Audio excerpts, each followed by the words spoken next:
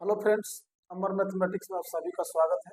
मेरा नाम अमरजीत कुमार है। इस वीडियो में हम लोग आर एस वगल बुक के अनुपात एवं समानुपात चैप्टर के क्वेश्चन नंबर 107 से करने वाले हैं। तो चलिए क्वेश्चन नंबर 107 स्टार्ट। एक बोतल में मदिरा तथा पानी का अनुपात 3:1 है।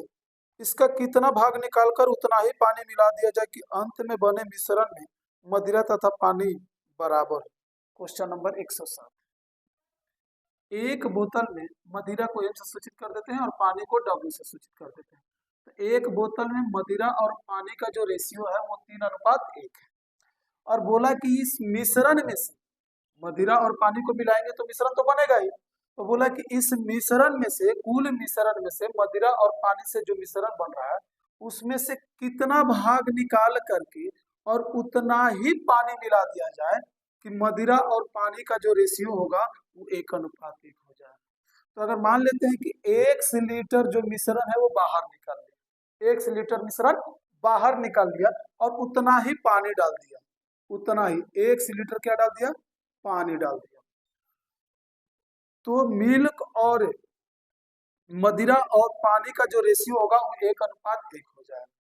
अच्छा, ये 1 लीटर मिश्रण निकाला है और 1 लीटर पानी डाला है, तो मिश्रण निकालेगा तो मिश्रण की मात्रा घटेगा या मिश्रण की मात्रा बढ़ेगा?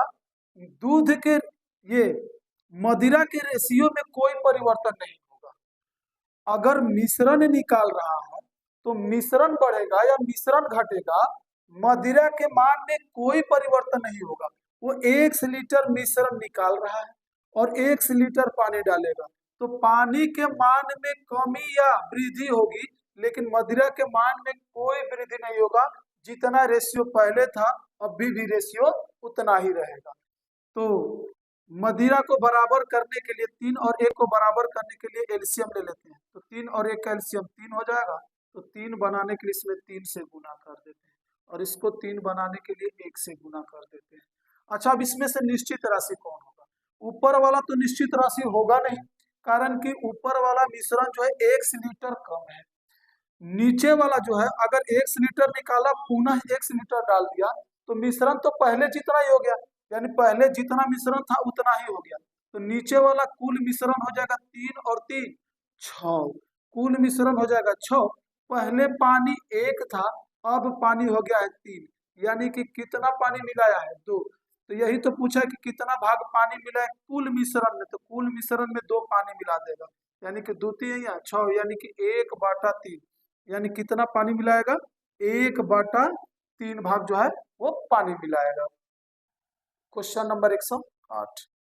संपूर्ण पृथ्वी पर स्थल और पानी का अनुपात 1:2 है। उत्तरी अर्धगोलार्ध पर यह अनुपात 2:3 है, तो दक्षिणी अर्धगोलार्ध पर स्थल और पानी का अनुपात कितना होगा? Question number 108। बोला कि पृथ्वी पर स्थल, थल और जल, थल और जल का जो रेशियो है वो 1:2 है। संपूर्ण पृथ्वी पर स्थल और जल का जो रेशियो है वो है 1:2 है। और बोला कि उत्तरी गोलार्ध पर यह अनुपात जो है 2:3 है। उत्तरी गोलार्ध, उत्तरी गोलार्ध पर जो यह रेशियो है वो है 2:3। 2:3 का मतलब कि उत्तरी गोलार्ध पर स्थल 2 है और जल जो है वो 3 है। तो बोला कि दक्षिणी गोलार्ध में इसका रेशियो क्या होगा? दक्षिणी गोलार्ध, दक्षिणी गोलार्ध में इसका रेशियो क्या है? पूरे पृथ्वी पर स्थल और जल का जो रेशियो है वो 1:2 है पूरे पृथ्वी पर। अगर ये संपूर्ण पृथ्वी हो गई तो उसका एक हिस्सा जो है वो स्थल है और 2 हिस्सा जो है वो जल है। तो अगर ये दोनों को जोड़ देते हैं तो पृथ्वी का कुल क्षेत्रफल यानी कि कुल भाग 3 है, यानी कि पृथ्वी के कुल 3 भाग में से 1 स्थल है और 2 जल है। तो उसी उत्तरी गोलार्ध में से, पृथ्वी के उत्तरी गोलार्ध, अगर पृथ्वी को 2 भागों में बांट दे, ये उत्तरी गोलार्ध और ये दक्षिणी गोलार्ध, दक्षिणी गोलार्ध। तो पृथ्वी को दो हिस्सा में बांटे तो उत्तरी गोलार्ध में स्थल और जल का रेशियो जो होगा वो 2:3 होगा। तो दक्षिणी गोलार्ध में स्थल और जल का रेशियो क्या होगा, स्थल और जल का रेशियो क्या होगा। तो पूरा पृथ्वी 3 भाग में है, यानी कि पूरा पृथ्वी का क्षेत्रफल मान लेते हैं कि 3 है। तो उत्तरी गोलार्ध में स्थल और जल को जोड़ते हैं तो 3 और 2 5 आ रहा है, यानी कि पृथ्वी का टोटल क्षेत्रफल 3 में से उत्तरी गोलार्ध का ही क्षेत्रफल 5 है। अब पूरा पृथ्वी का क्षेत्रफल 3 है और उसमें से उत्तरी गोलार्ध का क्षेत्रफल 5 आ रहा है, ये तो गलत है। अगर पूरा पृथ्वी का क्षेत्रफल 3 है तो उत्तरी गोलार्ध का क्षेत्रफल 1.5 होगा और दक्षिणी गोलार्ध का भी क्षेत्रफल 1.5 होगा। दोनों का क्षेत्रफल आधा आधा होगा, यानी कि कुल क्षेत्रफल में से आधा आधा होगा। तो उत्तरी गोलार्ध का भी क्षेत्रफल 1.5 होना चाहिए, लेकिन है 5। तो इसको 1.5 बनाने के लिए 0.3 से गुना कर देते हैं। तो 0.3 से इसमें गुना करेंगे तो 0.3 से इसमें भी गुना करेंगे और 0.3 से भी इधर गुना करेंगे। अब उत्तरी गोलार्ध का क्षेत्रफल हो गया 1.5। तो उत्तरी गोलार्ध में स्थल कितना हो गया 0.6 और जल कितना हो गया तो तितरी का 9 हो गया। तो टोटल पृथ्वी के एक स्थल में से उत्तरी गोलार्ध के स्थल में कितना चला गया तो 0.6। तो दक्षिणी गोलार्ध के लिए कितना बचेगा तो 1 में से 0.6 घटा लेंगे तो बचेगा 0.4 बचेगा। अच्छा, पृथ्वी के टोटल 2 भाग जल में से उत्तरी गोलार्ध में 0.9 चला गया तो दक्षिणी गोलार्ध के लिए कितना बचेगा तो 2 में से 0.9 घटा लेंगे तो बचेगा कितना 1.1। दोनों में एक एक बाद दशमलव है तो इसको हटा लेते हैं तो आंसर बनेगा 4:11 आ जाएगा। क्वेश्चन नंबर 108 का आंसर। क्वेश्चन नंबर 109, दो धातुओं में जिंक तथा तांबे का अनुपात 2:1 है। दो धातुओं में जिंक तथा तांबे का अनुपात 2:1 तथा 4:1 है। दोनों धातुओं को किस अनुपात में मिलाई जाए कि नई धातु में जिंक तथा तांबे का अनुपात 3:1 हो जाए। क्वेश्चन नंबर 109, दो धातु जिंक और तांबा, जिंक और तांबा,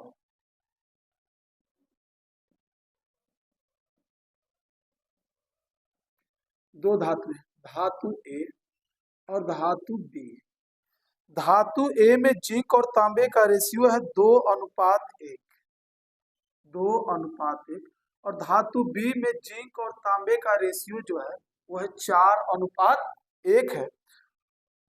और बोला कि दोनों धातुओं को किस अनुपात में मिलाया जाए कि नई धातु में जिंक और तांबे का अनुपात 3:1 हो जाए, 3:1 हो जाए। बोला है कि जो दोनों धातुएं ए और बी है, दोनों धातुएं जो है ए और बी है उसको किस अनुपात में इन दोनों को मिलाए कि जिंक और तांबे का जो रेशियो होगा वो 3:1 हो जाएगा। ये मिश्रण का प्रश्न है। तो इसको सबसे पहले क्या करते हैं कि धातु ए में देखते हैं कि टोटल कितना है। धातु ए जो है मिश्र धातु कितना होगा तो 2 और 1 3 हो जाएगा। धातु बी में मिश्र धातु टोटल कितना होगा तो 4 और 1 5 और ये वाला टोटल कितना हो जाएगा 3 और 1 4 हो जाएगा। यानी मिश्र धातु टोटल 3 में से जिंक 2 है और तांबा 1 है। टोटल मिश्र धातु 5 में से जिंक 4 है और तांबा 1 है। और जब दोनों को मिलाया जा रहा है तो 4 भाग में से 3 जिंक है और तांबा कितना है 1 है। तो इस क्वेश्चन को केवल जिंक से बना सकते हैं या केवल तांबा से लेकर के बना सकते हैं। केवल जिंक को लेकर के बना लो या केवल तांबा को लेकर के बना लो। तो अगर टोटल मिश्र धातु 3 में से जिंक कितना है तो 2 है। अच्छा, टोटल मिश्र धातु 5 में से जिंक कितना है तो 4 है। 5 में से 4 जिंक है। टोटल मिश्र धातु 4, ये तीसरा पार्ट है। धातु ए और धातु बी को मिलाएंगे तो ये वाला तीसरा पार्ट बन रहा है। ये दोनों को मिलाकर धातु ए और बी दोनों को मिलाने पर ये वाला रेशियो बन रहा है। तो जो तीसरा पार्ट होता है, पहला पार्ट एक साइड, दूसरा वाला पार्ट को एक साइड लिखेंगे, और जो दोनों को मिला करके बनता है, दोनों मिश्र धातु से जो मिला करके बनेगा, हम इन दोनों को बीच में लिखते हैं मिश्रण में। मिश्रण में पहला पार्ट अलग लिखते हैं, दूसरा पार्ट अलग लिखते हैं, और इन दोनों से जो मिल के बना होता है उसको हम बीच में लिखते हैं। तो 4 भाग में से जिंक कितना है? तो जिंक है 3 है, 3 है। अब इसका अंतर यहाँ लिख लूं और इसका अंतर यहाँ लिख लूं। तो अगर ऐसे घटाने में दिक्कत हो रहा है कि इसमें से इसको घटाएं कि इसमें से इसको घटाएं, तो हम सबके हर को बराबर कर लेते हैं। अगर मान लो कि हर बराबर हो, जैसे 10/3 है, 4/3 है, अगर हर बराबर हो तो केवल अंश को घटा लिया जाता है। 10 में से 4 घटेगा 6, और ये बाटा में 3 आ जाएगा। तो सभी का अगर हम हर बराबर कर लेते हैं तो केवल अंश को घटा करके हम डायरेक्टली लिख सकते हैं। तो 3, 5 और 4 का एलसीएम हो जाएगा 60। 60 बनाने के लिए इसमें 15 से गुना करेंगे, और इसमें भी ऊपर वाला में भी 15 से गुना करेंगे। 60 बनाने के लिए 12 से, तो ऊपर वाला में भी 12 से। 60 बनाने के लिए 20 से, तो ऊपर वाला में भी 20 से गुना कर लेंगे। तो सभी का हर जो है वो 60 हो गया। तो बरचौक 48 में से 15 3 45 घटाएंगे तो ये हो जाएगा 3/60 हो जाएगा। और ये 20 दूनी का 40 और ये 45, तो 45 और 40 में कितने का अंतर? तो 5 का अंतर है। तो ये हो गया 60 से 60 कैंसिल, तो 3:5 आपका आंसर हो जाएगा। क्वेश्चन नंबर 110, एक धातु में तांबा तथा जिंक 9:4 के अनुपात में है। 24 किलोग्राम तांबे के साथ कितना जिंक पिघलाना होगा? क्वेश्चन नंबर 110 है। एक धातु में तांबा और जिंक है, तांबा है और जिंक है, जिनका रेशियो है 9:4 है। एक धातु में तांबा तथा जिंक का रेशियो 9:4 है। बोला कि 24 केजी तांबे के साथ, 24 केजी तांबे के साथ कितना जिंक पिघलाना होगा? कितना जिंक पिघलाना होगा? तो ये जो निश्चित राशि दिया है, ये तांबा दिया है 24 केजी, और रेशियो में तांबा कितना है?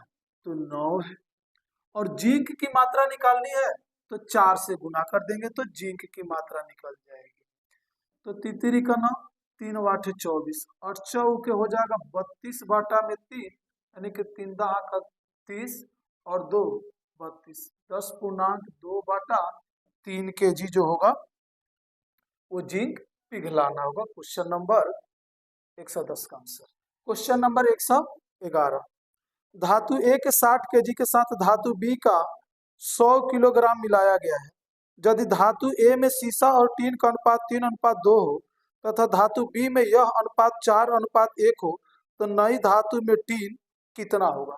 क्वेश्चन नंबर 11, 111 है क्वेश्चन नंबर। बोला कि धातु ए जो है, धातु ए जो है वो 60 केजी है, और धातु बी जो है, धातु बी जो है वो है 100 केजी है। दो धातुएं हैं, धातु ए जो है 60 केजी है और धातु बी कितना है? 100 केजी है। धातु ए में सीसा और टीन 3:2 के अनुपात में। सीसा और टीन, सीसा और टीन का जो रेशियो है वो 3:2 के रेशियो में।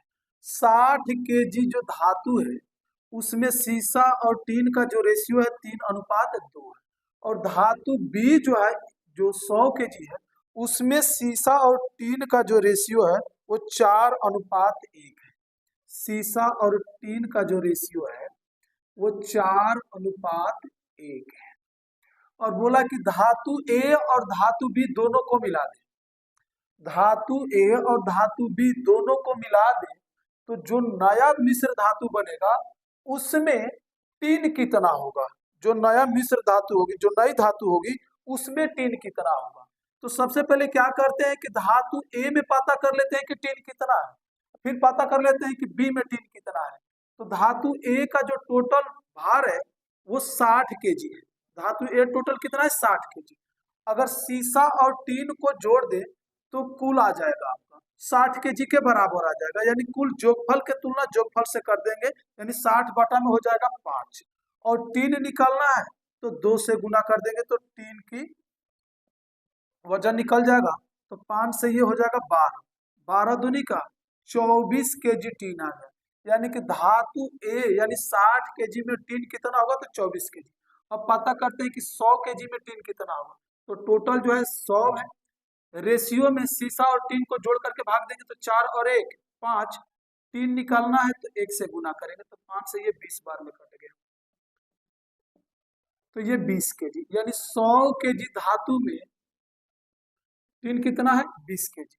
तो जो नई धातु बनेगी ए और बी को मिलाने पर जो नई धातु बनेगी उसमें टीन कितना होगा, तो पहला वाला में 24 केजी है और दूसरा वाला में 20 केजी है, यानी कि जो दोनों धातु को मिलाएंगे तो जो नई धातु बनेगी उसमें टीन कितना होगा तो 44 केजी हो जाएगा। क्वेश्चन नंबर 112, एक महाविद्यालय में कला, वाणिज्य तथा विज्ञान में अध्ययन करने वाले छात्रों की संख्या का अनुपात 3:5:8 है। यदि इन विभागों में छात्रों की संख्या में 20%, 40% तथा 25% की वृद्धि हुई हो तो अब इन विभागों में छात्रों की संख्या का अनुपात क्रमशः है। क्वेश्चन नंबर 112, कक्षा में 3 विभाग है, महाविद्यालय में 3 विभाग है, कला, वाणिज्य और विज्ञान। कला, वाणिज्य और विज्ञान है, जिसमें विद्यार्थियों की संख्या का रेशियो है 3, 5 और 8, 3:5:8 के रेशियो में। बोला कि इन विभागों में 20%, 40% और 25% की वृद्धि करना है।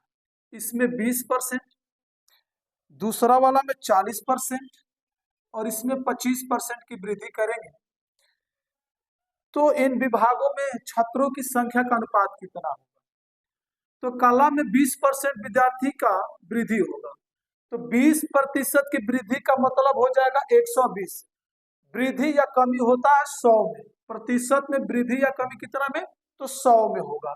तो 20% वृद्धि का मतलब हो जाएगा ये 120%, ये हो जाएगा 40% वृद्धि मतलब हो जाएगा 140%, इसमें 25% की वृद्धि मतलब हो जाएगा 125%। अब इसी को काट देते हैं, प्रतिशत सबको काट देते हैं, 5 से ये कट जाएगा 24, 5 दूनी 10, 5 8 40 और ये 5 से कट जाएगा 25 बार में। अब ये 4 से कटेगा 6 बार में, 4 7 28 और 4 दूनी का 8 हो जाएगा, तो बचेगा 6 तिया 18, 7 5 35 और ये 25 दूनी 50, यानी 20%, 40% और 25% के वृद्धि के बाद कला, वाणिज्य और विज्ञान में जो छात्रों की संख्या का अनुपात होगा वो हो जाएगा 18:35:50 हो जाएगा। क्वेश्चन नंबर 113, एक कॉलेज में कला तथा वाणिज्य संकाय में विद्यार्थी क्रमशः 4:5 के अनुपात में थे। वाणिज्य संकाय में 65 और विद्यार्थियों द्वारा प्रवेश लेने पर यह अनुपात क्रमशः 8:11 हो गया, तो कला संकाय में कितने विद्यार्थी हैं। क्वेश्चन नंबर 113,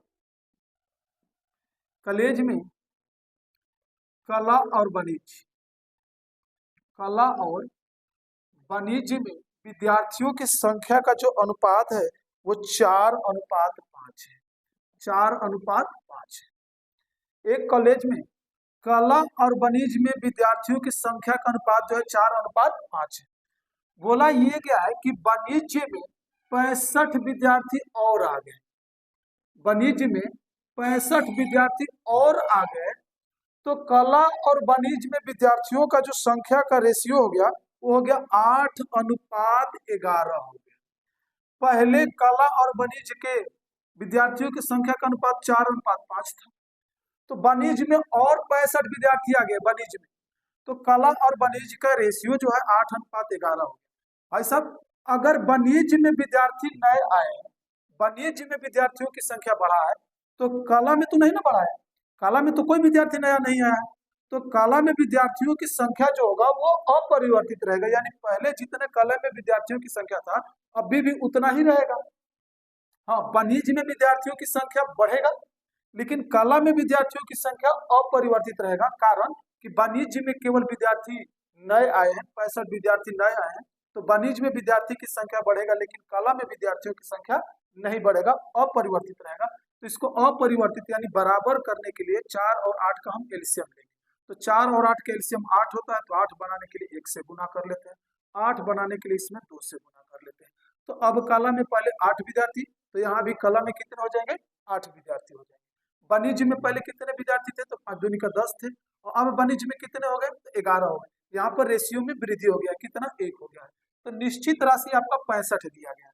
निश्चित राशि बोला कि वाणिज्य में 65 को विद्यार्थी नए आए हैं, वाणिज्य में नए 65 को विद्यार्थी आए हैं, तो रेशियो में नया विद्यार्थी कितना, 1, और बोला है कि कला में विद्यार्थियों की संख्या निकालना है तो 8 से गुना कर लेंगे।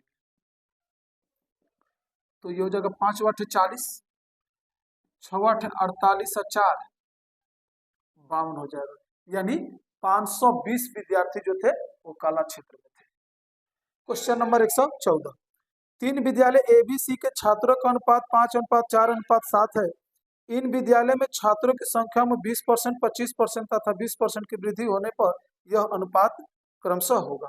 क्वेश्चन नंबर 114, 3 विद्यालय हैं, ए है, बी है और सी है।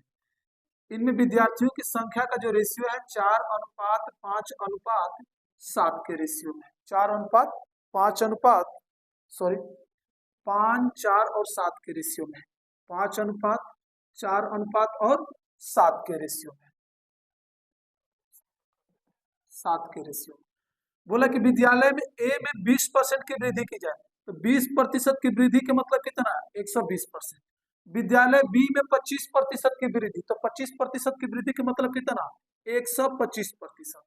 विद्यालय सी में 20% की वृद्धि के मतलब कितना, 120% हो जाएगा।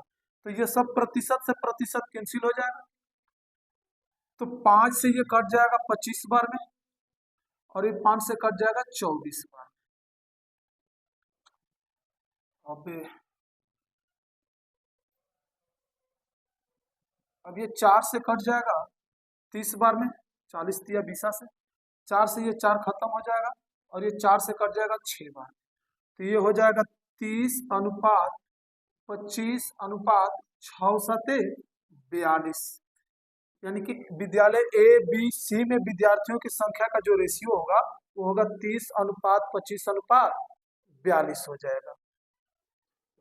क्वेश्चन नंबर 115, 3 संख्या 3:4:5 के अनुपात में, यदि पहली तथा तीसरी संख्या का योग दूसरी से 52 अधिक है, सबसे बड़ी संख्या क्या है। क्वेश्चन नंबर 115, 3 संख्या है, पहली संख्या, दूसरी संख्या और तीसरी संख्या, तीनों संख्या का अनुपात जो है 3, 4 और 5 के अनुपात, 3:4:5 के अनुपात। निश्चित राशि दिया है कि पहली तथा तीसरी का योग दूसरी से 52 अधिक है, पहली तथा तीसरी का योग दूसरी से 52 अधिक है, तो निश्चित राशि जिस रूप में रहेगा रेशियो को उसी में कन्वर्ट करके भाग दीजिए। तो बोला है कि पहली और तीसरी का योगफल, पहली और तीसरी का योगफल जो होगा दूसरा से ये 52 अधिक है। बोला है कि पहली और तीसरी का जो योगफल होगा वो दूसरा से 52 अधिक होगा, तो हम रेशियो में चेक करेंगे कि पहली और तीसरी का जो योगफल होगा वो दूसरा से कितना अधिक है। तो 5 और 3 8, पहली और तीसरी का योगफल कितना हो जाएगा 8, तो दूसरी से कितना अधिक है, तो ये दोनों का योगफल 8 है, तो 8 जो है ये 4 से कितना अधिक है, तो 4 अधिक है, तो अधिक की तुलना हम अधिक से कर लेंगे, और जिसको ज्ञात करना है उसको हम गुना कर लेंगे। ज्ञात करना है सबसे बड़ी संख्या, तो इन तीनों संख्याओं में सबसे बड़ी संख्या कौन सी है, तो 5 है, तो 5 से गुना कर लेंगे तो सबसे बड़ी संख्या निकल जाएगा। तो 4 से ये कट जाएगा 13 बार में, और 13 5 65, यानी सबसे बड़ी संख्या जो होगी वो कितनी हो जाएगी, तो 65 हो जाएगी।